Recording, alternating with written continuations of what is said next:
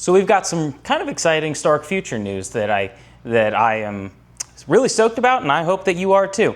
So before we get into that, like, subscribe. If you like electric bike content, dirt bike content, or just goofy, weird camping content, like and subscribe, follow us for more.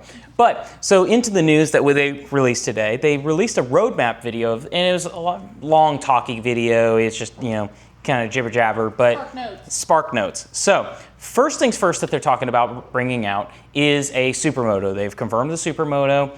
It is an EX with radial brakes, 320 millimeter rotor on the front, and Supermoto wheels. We don't have any confirm on the branding for the wheels, tires it's going to come with, or anything like that, but it's just essentially going to be an EX with wheels, brakes, different suspension, things like that. So that's confirmed. That's going to be the next model that they have come out. But they were teasing on the fact that they are working on an adventure bike and a street bike, which speculation here, but it's going to probably just be the motor that they have already used on the VARC. And the reason why I'm going with that, because if you are keen and if you kind of keep a finger on the whole market, Royal Enfield is one of the big backers for Stark Future. And the Himalayan E, or the Him E, is a Stark motor with a weird custom dual battery setup. We'll put a picture of it up here so you can look at it and kind of take a gander. But what I'm essentially thinking is that they're going to use that same motor, which 80 horsepower is plenty. The Him E says that it's up to 100 horsepower, so it's possible that they're upping the voltage for the battery, and they're pushing a little bit more out of the motor, which if they're doing that, they're going to have to increase the cooling capacity, because this is just a little 120 millimeter radiator with a radiator fan.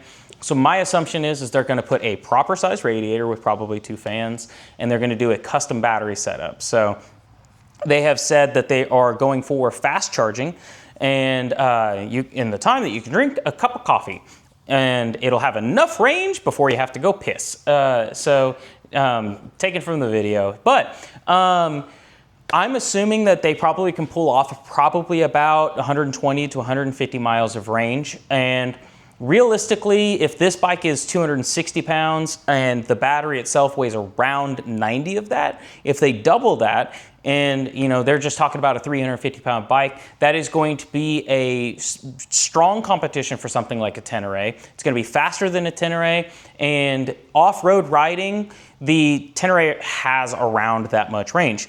Now, the other thing that they're talking about is super fast charging. So, I don't know how fast you drink a cup of coffee, but I don't like coffee. I really don't like most hot drinks.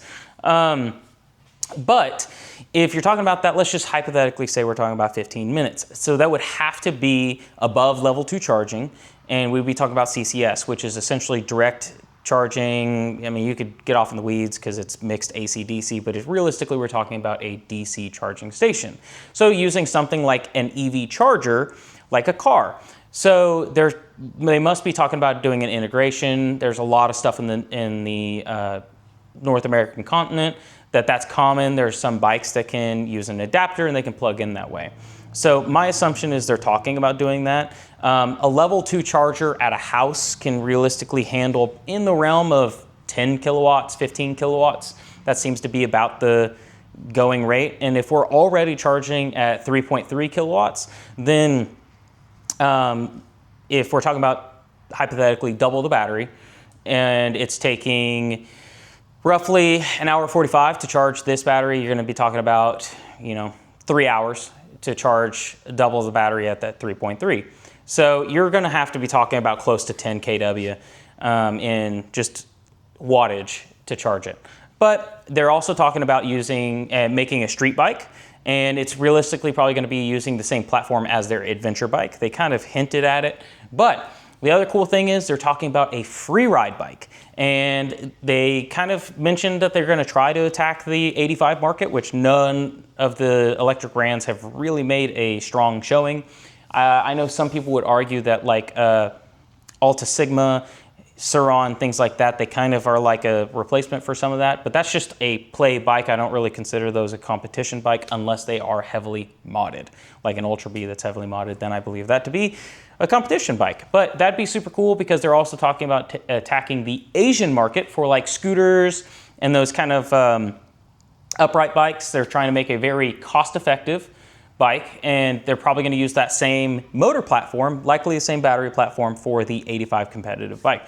So that's actually going to be really cool to see, because then we're going to be talking about the possibility of having a lightweight pit bike from Stark. And the reason why I'm really keen on this is because I've seen a lot of the other brands that come out, and I know Dust Moto's come in, and that's a smaller bike. I mean, I think it's about 40 to 50 pounds lighter than this, but it's also 40 horsepower. So that's going to fill the void. But I know Stark. I've been a Stark owner for 2 years at this point, and their build quality is very high. Their attention to detail is very high. They're a company that I know they have made exchanges for weight savings, so some of the parts are very thin and fragile, but they are very high quality, and they have a keen eye for detail. So I'm very excited to see what the adventure bike comes out, because I would strongly consider selling my Tenere for something like that. My wife is giving me the stink eye because that was my anniversary gift, which, I don't know, she's gonna squish my little face. But I mean, that's something that's super, super killer. I mean, Tenere, I'm pretty sure, is over 400 pounds stock. So, I mean, they realistically could make a pretty excessive change even if they went with the same chassis, because I think the same chassis that this bike here could take a 350 pound bike. So super excited to see that. They are still working on a fast charger for the Stark Varg. I think they're talking about 6 kW as a charger on its own. And they're also talking about a backpack charger for 1 kW. Those two were not in the video. These are separate deals, but Anton Wass has mentioned that they are on the horizon. I don't know. If you're asking about the backpack charger, it's realistically going to be a slow charger. It's likely going to be around 1 kilowatt. So it's just going to be a normal outlet charger. That would take probably in the realm of 3 to 4 hours to charge the bike from zero. But if you guys have any conversations, questions, anything like that, feel free to hit me up in the comments. We're always here to talk about it. But like I said before, like and subscribe. We appreciate it. In the amount of time that you have to comment and complain about me, you could have liked.